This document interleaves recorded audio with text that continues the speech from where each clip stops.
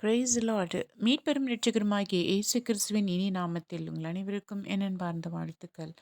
இன்றைய வேத வசனம் 94ஆம் சங்கீதம் 22 வசனம். கர்த்தரோ எனக்கு அடைக்கலமும் என் தேவன் நான் நம்பியிருக்கிற கன்மலையுமாயிருக்கிறார். அல்லேலூயா. But the Lord is my defense. அடைக்கலம் என்று சொன்னால் நம்முடைய தேவைகளின் மத்தியில், நம்மளுடைய எல்லா காரியங்களிலும் ஒரு அடைக்கலம் என்பது நமக்கான ஒரு இடம்,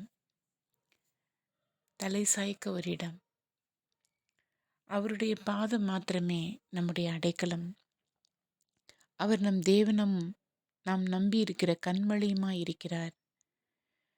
மலை என்று சொன்னால் மிகவும் நம்பிக்கைக்குரியது. நான் நம்புகிறவர்கள் எத்தனை பேர் இருந்தாலும் அது தேவனுக்கு இணையான நம்பிக்கையாக இருக்காது. நான் நம்புவது அவராலே வரும் என்று வேதம் சொல்கிறது. அமன் பார்ந்தவர்களே, நம்முடைய தேவன் நம்முடைய கன்மலையுமாய், நம்முடைய நம்பிக்கையுமாய், நம்முடைய அடைக்கலமாய் இருக்கிறார். இன்றைய தினத்தில் வீடு வாசல் இல்லாத சகோதர சகோதரிகள் தேவனை அடைக்கலமாக பற்றி கொள்ள நான் இறைஞ்சுகிறேன். அவர் மாத்திரமே நமக்கு அடைக்கலம்.